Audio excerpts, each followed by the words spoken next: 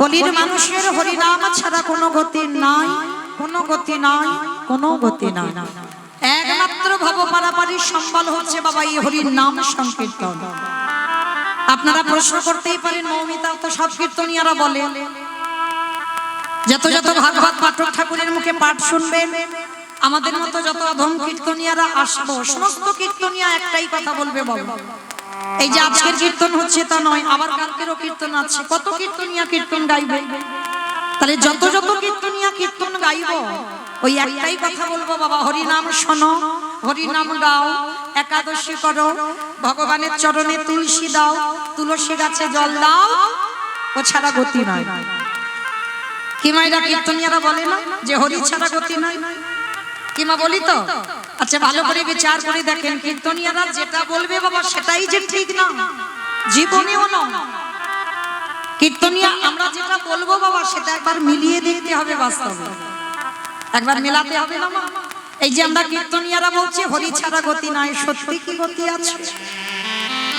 যে যত বড় ধনী হও না কেন, যার যত টাকা থাকুক না কেন, যার যত অর্থ থাকুক না কেন, কেউ যদি সারা জীবন দিল্লি বোম্বে কাটায়, কেউ যদি সোনার পালঙ্কে ঘুমায়, কেউ যদি টাকার বিছানায়ও ঘুমায়, তবু মনে রাখতে হবে বাবা শেষের দিনে এরা তোমার আপন কেউ নয়। আমরা সবাই জানি মা, আমরা হচ্ছে জ্ঞান পাপী, আমরা সব জানি, আমরা কলির জ্ঞান অন্ধজি, মানে আমরা সব জ্ঞানী এখানে বসেছি, তবু অজ্ঞানীর মতো কাজ করি। কি মা করি না? যারা গীতা ভাগবত জ্ঞানী বাবা আমরা এখানে বসেছি, যা যা কিছু জগতে দেখছো সবই তো অনিত্য, যেদিকে তাকাবে বাবা সব অনিত্য। যেটা আজকে তোমার আছে সেটা কালকের অন্য কারোর হয়ে যাবে। তাহলে সব যদি অনিত্য বস্তু হয়, আর নিত্য বস্তু যদি আমার গোবিন্দ চরণ দুটো হয়, তাহলে কিসের জন্য বাবা সকাল থেকে আর রাত্রিতে ঘুমাতে যাওয়া পর্যন্ত ছেলে আমারে, মেয়ে আমারে, জায়গায় আমারে, জমি আমারে, বিষয় আমারে, বৈভব আমারে, বন্ধু সব আমার আমার আমার, কিন্তু মনে রেখো ভাই, বাঁশি যদি বেজে যায় পড়ে থাকবে সরকারি খামা, এসে একা যাবে একা। কটা দিনের জন্য অভিনয় বাবা, কেউ বাবা হয়েছে, কেউ মা হয়েছে, কেউ দাদা দিদি আত্মীয় পরিজন বন্ধু বান্ধব আপনজন, কিন্তু কেউ তোমার আপনজন নয় বাবা। আপনজন যদি হতো মা শেষের দিনে, তো তাহলে তোমার সঙ্গে যেতে পারত, আর সারা জীবন তো তুমি আগলে ধরে রাখতে পারতে পারবো কি আমরা? দিন যখন ফুরিয়ে যাবে সব ফেলে রেখে আমাদের চলে যেতে হবে। কিন্তু একটা কথা মনে রেখো মা, এই জন্মটাকে বলছে দুর্লভ জন্ম, হেলায় হারিয়ে দিও না গো। 84 লক্ষ জনই আমাদের জন্ম বাবা, 80 লক্ষ জনই আমরা ফেলে এসেছি।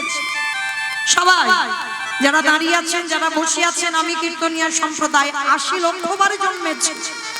পোকামাকড়, কীট পতঙ্গ, গাছপালা, নদ নদী, কত কিছু হলাম 80 লক্ষ বার, একটা দুটো বার নয়। তাহলে সেইগুলো উপেক্ষা করে আমরা 4 লক্ষ বার মানব জন্ম হতেও তো পারে বাবা। এই জন্মটা হয়তো শেষ, হতেও তো পারে এই জন্মের পরে হয়তো আমরা গোবিন্দ চরণ প্রার্থী।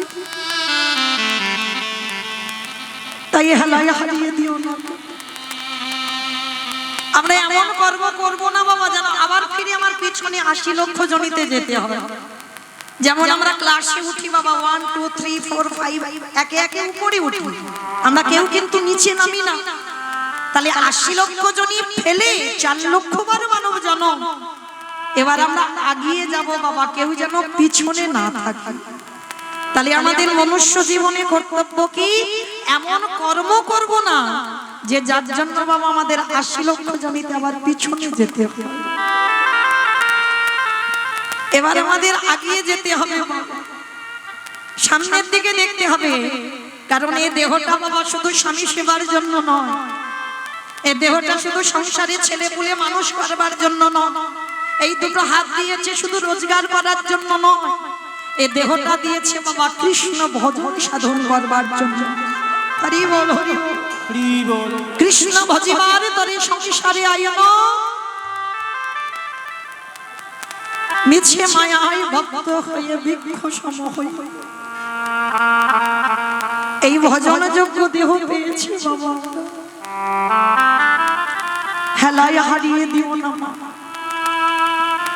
শেষের দিনে আমাদের কর্ম হবে সাথী বাবা, কর্ম কাউকে ছাড়বে না, কাউকে ছাড়বে না।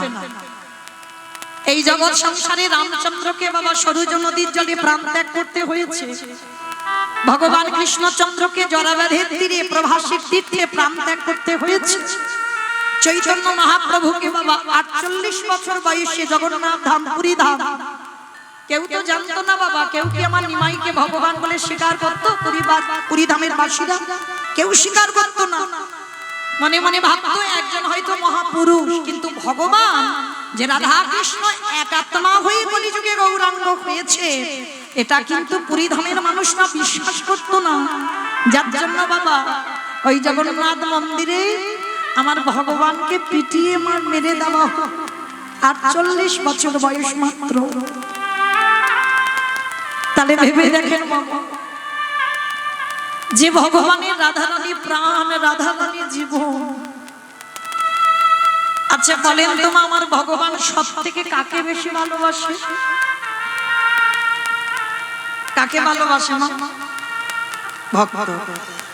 আচ্ছা বলো তোমা, ভক্তকে কেন বেশি ভালোবাসে ভগবান? পৃথিবী লয় প্রলয় হয়ে যাবে কিন্তু ভক্তের চরণ ছাড়বে না কেন? কারণ যে সম্পত্তিটা আপনাদের কাছে আছে সেই সম্পত্তিটা আমার ভগবানের নেই। যে সম্পত্তির নাম হলো বাবা ভক্তি।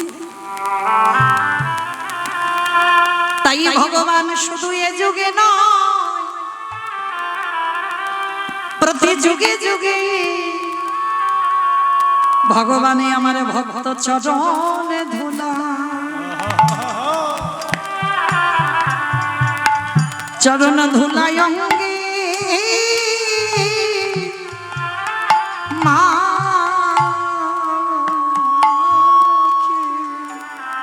ওগো ভক্তকে নিতাই গৌর প্রেমানন্দে হরি বল হরি বল হরি বল। ওগো ভক্ত কৃপা করো বলে, যুগে যুগে পদ ধুলা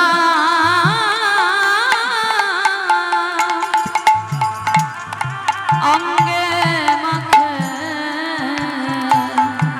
শুধু এ যুগে না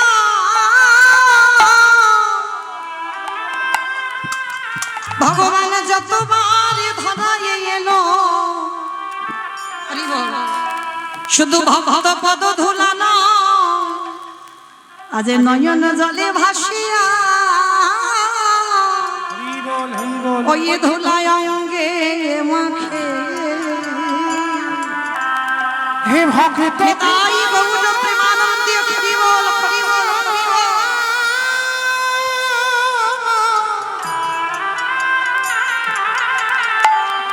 ওগো ভক্ত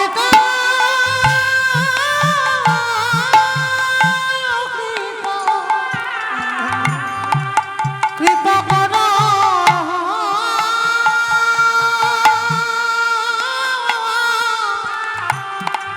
করো বলে, নয়ন জলে ভাসোয়া পদ ধুলা। তাহলে বাবা ঠাকুর আমাদের প্রত্যেকের মনে রাখতে হবে কর্মফল আমাদের ছাড়বে না।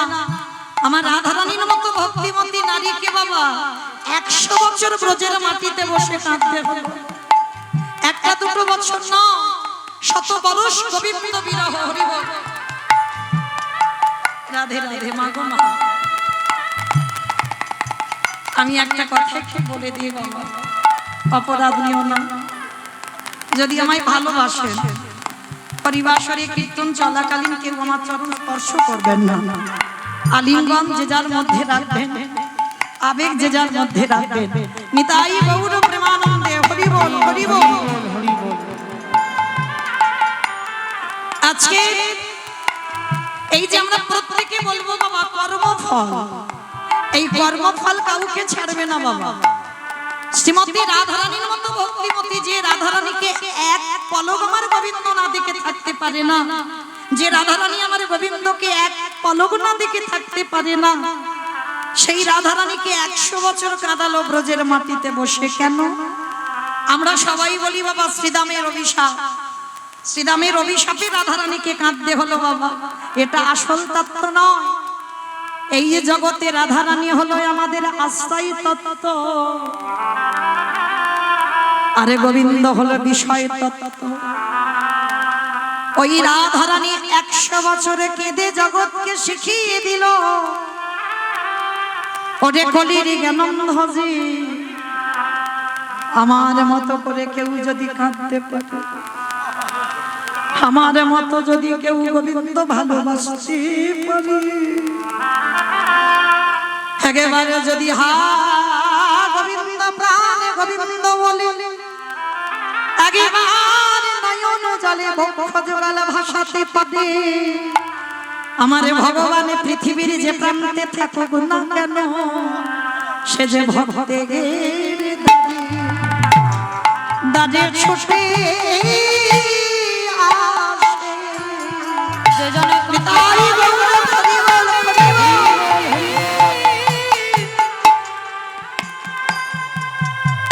যে জনে কথা প্রাণে তারে ডাকিতে পারে, সেই ভক্তের ডাকি ডাকে ছুটে আসে। একটা কথা আমাদের সবাইকে মনে রাখতে হবে বাবা, এই জগতের সংসার মাঝে, এই সংসারে জীবনে থেকে যদি একেবারে তাই মনোবাক্যে গোবিন্দ চরণ একেবারে সারে করতে পারো, আমার ভগবান যদি বলে সংসার জীবনে থেকে একেবারে যদি গোবিন্দ চরণে আঁকড়ে ধরতে পারো, আমার ভগবানে জনমে নয়, ওগো জনমে জন প্রভু তার হয়ে যাওয়া। নিতাই গৌর হরি বল, হরি বল। ডাকিতে পারে,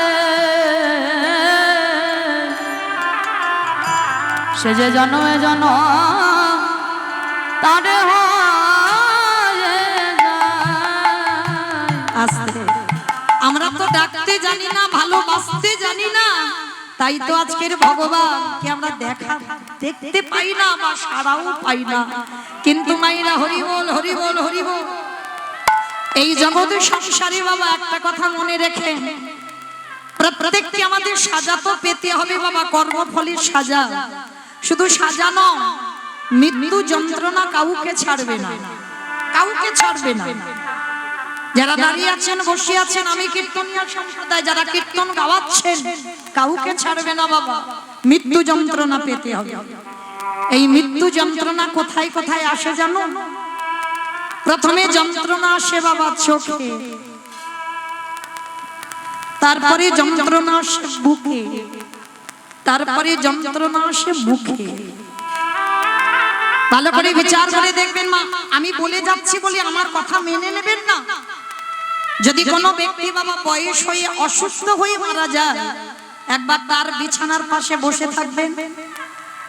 যখন বাবা মানুষের মৃত্যুর সময় হয়ে যায়, দেখবেন বুঝতে পারা যায়, ফোনে ফোনে খবর হয়ে যায়, খাওয়া দাওয়া ছেড়ে দেয়, বিছানা সজ্জা বুঝতে পেরে যায়। আর ঠিক তখনই বাবা যে ব্যক্তি মারা যায়, একবার তার বিছানার পাশে বসে থাকে, সেদিন অনুভব করতে পারবেন না মৃত্যু যন্ত্রণা কাকে বলে।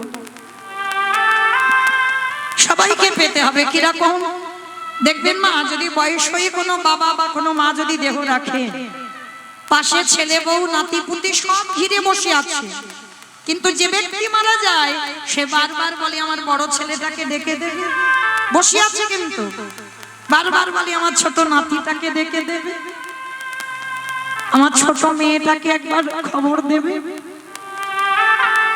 সবাই বলে যে বাবা তুমি দেখতে পাচ্ছ না, সবাই তো ঘিরে বসে আছে। দেখতে পাচ্ছে না কেন জানো? ভগবান তখন খুব হাসে। ভগবান বলে হায় রে, সারা জীবন তো ওই চোখে ওদেরকে দেখে গেলি, সারা জীবন ছেলে মেয়ে আত্মীয় পরিবার বন্ধু বান্ধব সারা জীবন দেখে গেলি, কিন্তু যখন মাতৃ যন্ত্রণে কষ্ট পাচ্ছিলিস তখনই আমাকে বললি যে জগতে একবার পাঠাও, আমি কৃষ্ণ দাস হব, কিন্তু সেটা উল্টে গিয়ে হয়ে গেল মায়ার দাস। ভুলে গেলি কথা দেওয়ার কথা, তাতে অসুবিধা না, সারা জীবন তো চোখে ওদেরকেই দেখে গেলি, একবারও আমার চরম দর্শনের কথা মনেও আনলি না।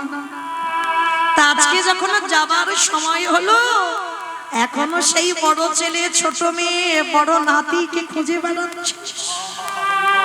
তখনই ভগবান অভিমান করে মৃত্যুর সময় বাবা চোখে একটা পর্দা ফেলে দেয়।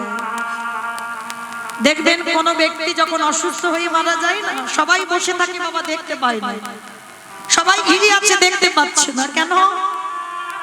ভগবান চোখের দৃষ্টি শক্তিটা কেড়ে নেয়। সারা জীবন যখন ওদেরকে দেখে গেলি, যাবার সময় একটু অন্তত না দেখে গেলে কি এমন অসুবিধা? আমরা মায়ামোহ জীব তো বাবা ভুলতে পারি না।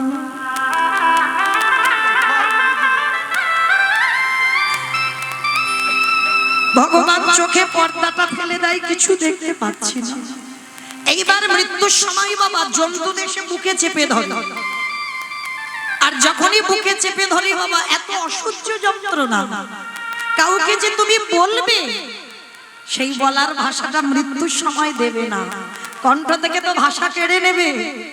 মৃত্যুর সময় দেখবেন কফ থুতু গলাতে এসে আটকে যাবে, শুধু একটাই মৃত্যুর সময় প্রতিধ্বনি হবে আ আ, ওই আ শব্দটা মুখ থেকে বার হবে, আর কিছু বার হবে না। ভগবান তখন অভিমান করে কাঁদে, হায় রে, ওই হৃদয়ে কোনদিন সাধুগুরু বৈষ্ণব পরশ করলি না, ওই হৃদয়ে কোনদিন ভক্ত সঙ্গ করলি না, সারা জীবন কুখাদ্য খেয়ে কুভাষা বলে গেলি, কুসঙ্গ করে গেলি, সারাদিন তোরা কত আবল তাবল বাচাল বলিতে পারো, তাহার ভিতরে কি একবারও কৃষ্ণ বলিতে নারো। নিতাই গৌর হরি বল, হরি বল, হরি বল। সারা দিনটা খেলায় কাটিয়ে দিলি, একবারও বুঝতে পারলি না যে সময় যে বড় কম, কখন যে সূর্য ডুবে যাবে জীবনের কেউ আমরা জানি না বাবা। তাহলে ভগবান এই তিনটে যন্ত্রণা আমাদেরকে পাওয়াতে দিয়েছে, সবাই যে যেমন ভাবে মরে যাবে। এই যে আমি যে কীর্তন গাইতে গাইতে যদি হঠাৎ মরে যায়, আমাকে জ্বালা পেতে হবে। আমি যদি বাবা গাড়িতে যেতে যেতে গাড়ি অ্যাক্সিডেন্টে মরে যায়, সেও জ্বালা পেতে হবে। হরি বল। আর যদি আমি অসুস্থ হয়ে কোনো ব্যাধিতে মরে যাই, সেও আমার জ্বালা পেতে হবে। কিন্তু জগতে একজন ভক্ত বাবা এই তিনটে জ্বালা পাই, ত্রিজগতের একজন ভক্ত, সে কে জানো? যিনি হলেন নামাচার্য হরিদাস ঠাকুর। দুইজন ভক্ত আছে বাবা, এক হচ্ছে নামাচার্য হরিদাস ঠাকুরের মতো নাম জপ কেউ করতে পারবে না, আর একজন আছে যিনি হচ্ছেন ষোড় গোস্বামীর মধ্যে এক গোস্বামী বাবা রঘুনাথ দাস গোস্বামী। তার মতো দণ্ডবত প্রণাম এ পৃথিবীতে কেউ করতে পারবে না। নিতাই গৌর প্রেমানন্দে হরি বল হরি বল। এইজন দুইজন ভক্ত আছে বাবা। তা এই যে নামাচার্য হরিদাস ঠাকুর আপনারা অবশ্যই করে গেছেন জগন্নাথ ধাম, পুরী ধাম, শ্রীক্ষেত্র, লীলাচল। কিমা পুরী ধামে কতজন ভক্ত গেছেন একবার হাতটা তোলেন তো দেখি। বাবা বাবা, বহু ভক্ত আমরা গেছি। আচ্ছা, কতজন ভক্ত বাবা গম্ভীরা দর্শন করেছে? কি গো, আর তো এত হাত উঠছে না। সবাই তো সমুদ্রে পাল্টি খেতে যাই আমরা। এক সপ্তাহ টুরে বাবা দেখবেন 4টে দিন পুরী ধামে থাকি তো 4 দিন কিন্তু বাবা পুরীর ঢেউটা খেতে হবে। কিন্তু একজন ভক্তকে জিজ্ঞেস করে দেখো, তুমি কি 4 দিন গম্ভীরায় গেছো? 4 দিন কি সিদ্ধ বকুলে গেছো, না 4 দিন জগন্নাথকে দেখেছো? একজন ভক্ত বাবা হৃদয়ে হাত রেখে বলতে পারবেন আমি 4টে দিন। যে জায়গাগুলো বাবা আসল জায়গা, আজও যেখানে গেলে বাবা এখনো ভগবানের পরশ পাওয়া যায়।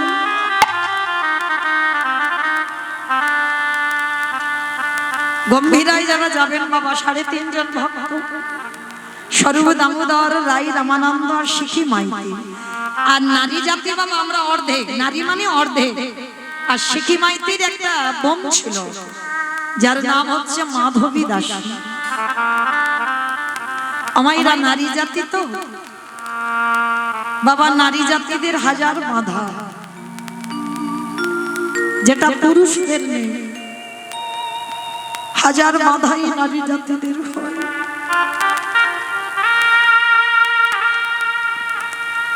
মহাপ্রভু তো সন্ন্যাসের পরে বাবা গম্ভীরায় কাটাতো। আজও গিয়ে দেখবেন বাবা সে প্রদীপ আজও জ্বলে। এত আমফান, এত ফণি, এত কিছু ঝড় হয়ে গেল বাবা, প্রদীপ নেবে কত সোজা নয়। তাহলে ভগবান বোঝাবে কি করে আজও ভগবান আছে। যার যেমন ভাব ঠিক তার তেমনই লাভ। কেউ যদি মনে করে বাবা ভগবান সচল, তার কাছে সচল। আর কেউ যদি মনে করে বাবা ভগবান কাঠ, খড়, পাথর, মাটি, পিতল, তার কাছে সারা জীবন তেমন।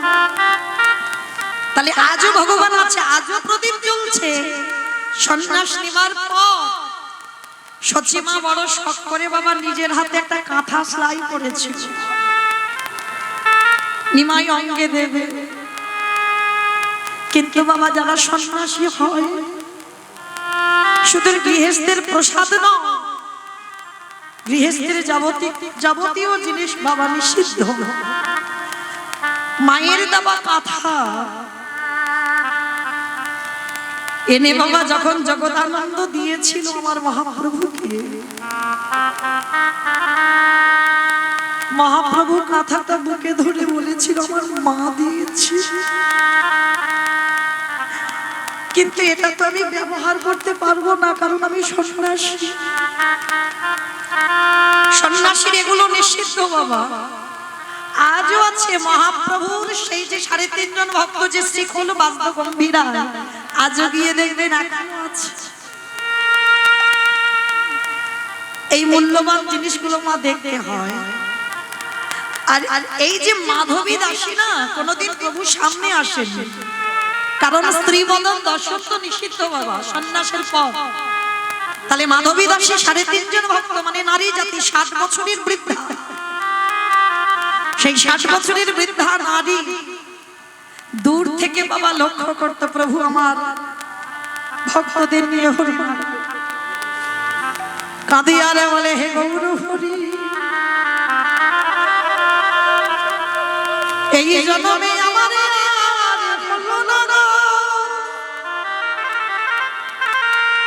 এই জন্মে তোমার সেবা করতে পারিলাম না। তবে আমার যদি কোনোদিন মনুষ্য জীবনে আসি, সেই জীবনে এসে আমার উচ্চ কোলে জন্ম দাও বা নিচু কোলে জন্ম দাও গৌর হরি। আমি নারী হয়ে আসি বা পুরুষ হয়ে আসি, আমি যেন সাক্ষাতে তোমার চরণে বসে তোমার চরণ সেবা করিতে আমি অন্য কিছু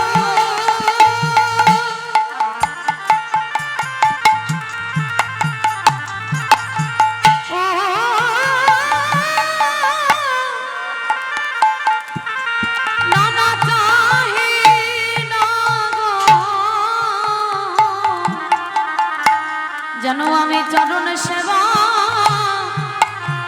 সেবা করিতে পারি। জন্মে আমার হলো না, যদি পরের জন্মে আমি আমার তোমার চরণে বসতে পারি, সেই জন্মে গৌরে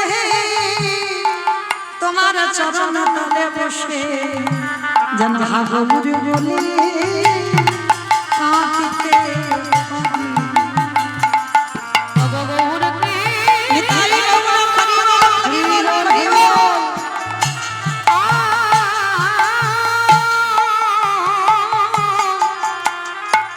গৌর কৃপা কর বলে আমি যেন চরণ তলে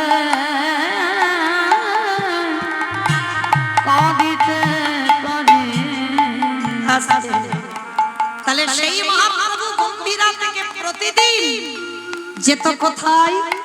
ওর পাশেই বাবা সিদ্ধ বকুল। যারা গেছেন অবশ্যই দেখেছেন মা সিদ্ধ বকুল, যদি গম্ভীরা দেখেন তো সিদ্ধ বকুল দেখেছেন। ওই কতজন দেখেছেন একবার হাতটা তোলেন। বাবা একবার বাবা গাছটাকে পরশ করেছে।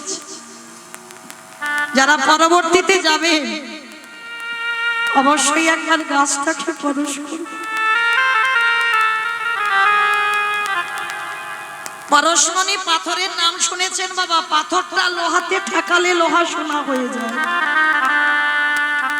আরে যে বস্তুকে আমারে গৌরহরি পরশ করে তার হৃদয়ে সোনাতে পরিণত ওই গৌর পরশমণি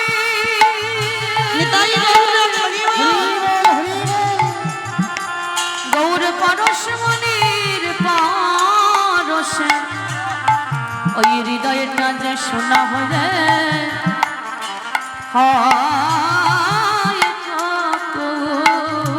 আস্তে যারা যাবেন অবশ্যই করে গম্ভীরা থেকে ওই সিদ্ধ বকুলে গিয়ে একবার বকুল গাছটাকে পরশ করবেন, একবার হৃদয়ে জড়িয়ে ধরবেন। কেন? এই জগতে কারোর যদি প্রেম ভক্তি না থাকে, যদি একেবারে সিদ্ধ বকুলে পরশ করে, আমার গৌর হরি ভক্তদের বিধান দিয়ে গেল তারে কৃষ্ণ প্রেম ভক্তি কি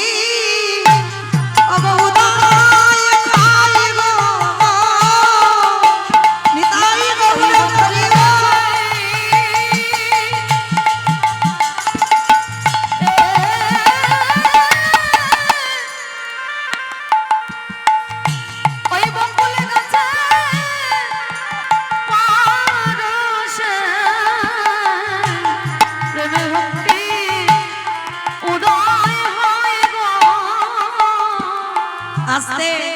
তবে মায়েরা এই বকুল গাছের জন্মটা কি করে হয়েছে জানো? এ সাধারণ ভাবে জন্ম হয়নি বাবা।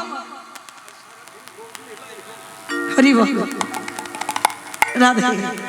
আজকে এই বকুল গাছের জন্মটা কিভাবে হয়েছে দেখেন। প্রতিদিন আমার এই হরিদাস ঠাকুর নামাচার্য হরিদাস ঠাকুর মানে যে 3 লক্ষ নাম জপ সারাদিন, মানে অনেক অনেক বাবা ভক্তরা আছে না খাওয়া দাওয়া বন্ধ করে দেয় যে নামের সংখ্যা পূর্ণ করতে হবে, আর হরিদাস ঠাকুর এটা নিত্য। আর ভক্তি জীবনে যাওয়া মানে বাবা অত সোজা নয়। আমরা সবাই বলি বাবা আমরা বৈষ্ণব, আমরা বৈষ্ণব বৈষ্ণব। প্রকৃত বৈষ্ণব হওয়া বড় কঠিন বাবা। ত্রিনাদপি শুনেছিন তরোরিব সহিষ্ণুনা আমানি না মানো দেন কীর্তনীয় সদা। একজন দেখান বাবা, একজন। 12 জন বৈষ্ণবের মধ্যে সব থেকে বৈষ্ণবদের আচার্য একজন পরম বৈষ্ণব বাবা ভোলানাথ বেছে নিয়েছে বাবা একেবারে পাহাড়ের মাথায় কেদারনাথ বর্দিনা। কেন? জগৎকে বৈষ্ণব হয়ে শিক্ষা দিলেন নিরজন জায়গা না হলে কৃষ্ণ ভজন হয় না। নিতাই গৌর প্রেমানন্দে হরিব। এই লোকালয়ে ভজন হয় না বাবা। তোমার হয়তো দেহ শুদ্ধ হচ্ছে, নাম বলছো কিন্তু ভজন হচ্ছে না। ভজন করতে গেলে তোমাকে নিরজন জায়গা যেতে হবে। মানে তৃণ মানে ঘাসের থেকে বাবা হৃদয়টাকে আরো নরম করতে হবে। বাবা একজন বৈষ্ণব দেখান ঘাসের থেকেও হৃদয় নরম। একটা কথা বললে বাবা সঙ্গে সঙ্গে 2-4 কথা শুনিয়ে দেবে। কত সোজা নয়। প্রকৃত বৈষ্ণব বড় দুর্লভ বাবা। তবে নেই বলা ভুল বাবা, আছে হয়তো খুঁজতে হবে। যদি তোমার সেই নয়ন হয় অবশ্যই পাবে, তুমি অবশ্যই পাবে। ভক্ত সঙ্গ, ভক্ত চিনতে গেলে বাবা ভক্তের নয়ন দেখতে হবে, আর ভগবান চিনতে গেলে ভগবানের চরণ দেখতে হবে। এই যেগুলো আমরা পড়ে আছি বাবা এগুলো আভরণ। তিলক সেবা করলে বৈষ্ণব নয়, গলায় তুলসীর মালা বৈষ্ণব নয়, দাদার সঙ্গে তিলক সেবা বৈষ্ণব নয়, শিখা রাখলে বৈষ্ণব নয়। তাহলে বৈষ্ণব চিনবে কি করে? ভক্তের নয়নের দিকে চাইতে হবে, যে একবারে কৃষ্ণ নামে যার হৃদয় দোল, একবারে কৃষ্ণ নামে যার নয়নে।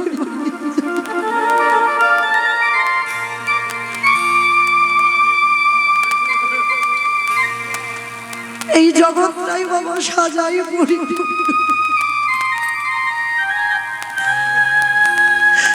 একটাও পাবে না, একটাও।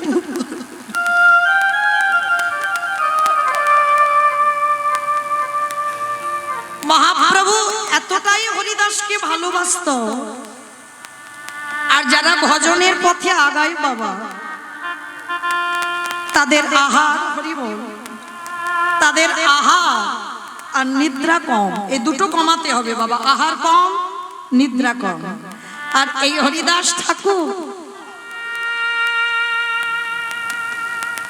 নাম সংখ্যা কম হবে বলে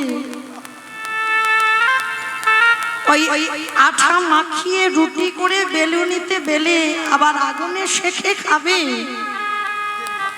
এত সময় যাবে। ততক্ষণে আমার প্রভুর নাম ভজন বন্ধ হয়ে যাবে। এদের বলে বাবা ভালোবাসা, নাম বন্ধ হবে। তার জন্য ওই গ্লাসে করে আঠা গুলে নিয়ে বাবা সেবা করত।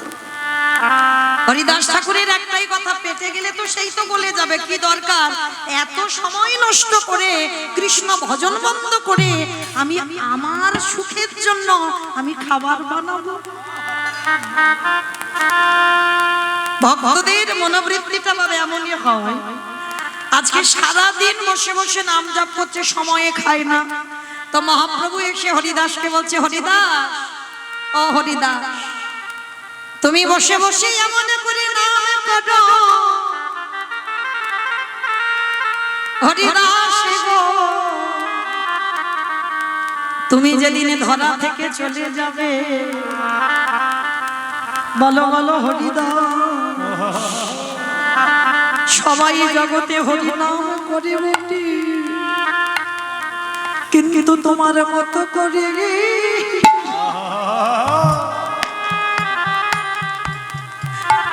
তোমার মতো করে কেউ শোনায় না।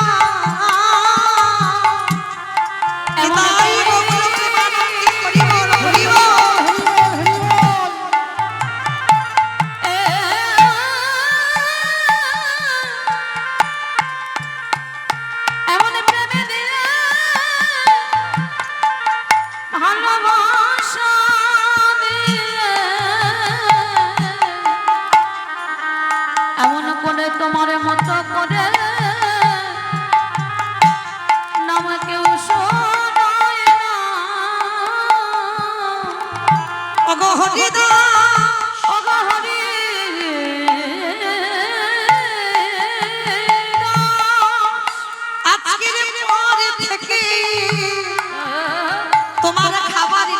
চিন্তা তোমার করতে হবে না। আমি প্রতিদিন সকালে বেলা হলে তোমার খাবারের ব্যবস্থা আমি করব। কেন? যে আমারে চায় তারে আমি চাই, যে আমারে না চাই তারে আমি না চাই। একজন ভক্ত যদি আমার চরণে সমর্পিত হয়ে যায়, শুধু যে জনমে নয়, আমি জনমে জনম আমি তার হয়ে যাই। নিতাই গৌর হরি হরি। সবে সার করেছে, আমি জনম জনম আরে হয়ে যাই। আজকে সেই হরিদাসকে বলছে, ও হরিদাস, তুমি সময় মতো খাও না, খাবার নিয়ে চিন্তা করতে হবে না, আমি প্রতিদিন তোমার খাবারের ব্যবস্থা করে দিয়ে যাব। গৌর হরি আমার সচল জগন্নাথ অচল জগন্নাথ দেখতে যেত। কি বাবা, পুরী ধামের মানুষরা তারা জানে না মহাপ্রভুকে। যেই কৃষ্ণ, সেই গৌর, সেই তো জগন্নাথ। তাহলে সেই যদি জগন্নাথ খায়, তাহলে হে গৌর তব চরণে আমার নিবেদন। কি নিবেদন করেছিল? তাহলে তুমি আমার সেবার ব্যবস্থা করে দিও। বলে বেশ, তাই হবে, তোমার সেবার ব্যবস্থা আমি করে দেব। প্রতিদিন মহাপ্রভু জগন্নাথ মন্দিরে যায়, আর জগন্নাথ মন্দিরে গিয়ে প্রসাদী নিয়ে হরিদাসকে এসে দিয়ে যায়। রাধে নিতাই গৌর প্রেমানন্দে হরি বল হরি বল হরি বল। আজি গৌর হরি ওই অচলে জগন্নাথ দর্শন করতে করতে প্রতিদিন ওই যে মন্দিরে প্রসাদ দিত। প্রভু আমার প্রসাদী হাতে লই মায়েরা প্রতিদিন হরিদাস ঠাকুরকে সেবা করাতো, প্রতিদিন, এটা নিত্য। আর হরিদাস ঠাকুরের জন্য আজকের একটা ঘটনা ঘটেছে। কি ঘটনা জানো? সকাল সকাল আমার গৌর সুন্দরে গিয়ে দাঁড়িয়েছে জগন্নাথ মন্দিরে। সবাই জানি ওটা সাধারণ মানুষ, কেউ তো মানতো না বাবা ভগবান বলে। আপনারা আমরা হারাবার পরে বলছি, যেই কৃষ্ণ সেই গৌর সেই জগন্নাথ, হারাবার পর, হারাবার আগে নয়। হ্যাঁ, তাহলে আজকে সেই মহাপ্রভু গিয়ে দাঁড়িয়েছে হাত পেতে জগন্নাথের সামনে।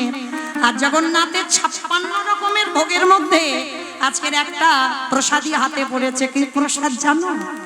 সকালবেলা আমার জগন্নাথ প্রতিদিন ওই দাঁত মাজতো, এক গ্লাস করে জল একটা দাঁতন কাঠি দিত। কি কাঠি? না বকুল গাছের কাঠি। নিত্য ওই বকুল গাছের কাঠি দিত। আর ওই বকুল গাছের কাঠিটা যখন জগন্নাথের প্রসাদী স্বরূপে আমার গৌরের হাতে পড়েছে, গৌর হরি আমার কেঁদে বলে হরিরা দেখো দেখো চেয়ে দেখো, আজ তোমার বেলা এই বকুল গাছের কাঠি প্রসাদ। কিন্তু কি করে প্রসাদী স্বরূপে পাবে? মানে 24 ঘন্টায় একবার আহা বাবা যাচ্ছে, বাবা একটা কাঠি, মানে গাছের শিকড় খেয়ে থাকা যায়? তা প্রভু আমার বড় কষ্ট পাচ্ছে, কিন্তু উপায় নেই। যেটাই পেয়েছে বাবা, এসে প্রভু আমার হরিদাসের কাছে দাঁড়িয়েছে। হরিদাস বলি ধর ধর প্রসাদে ধর ধরে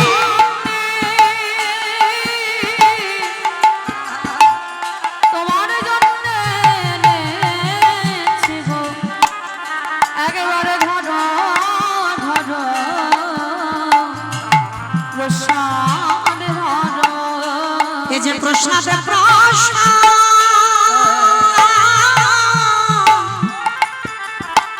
প্রসাদে প্রসাদ মহাপ্রভু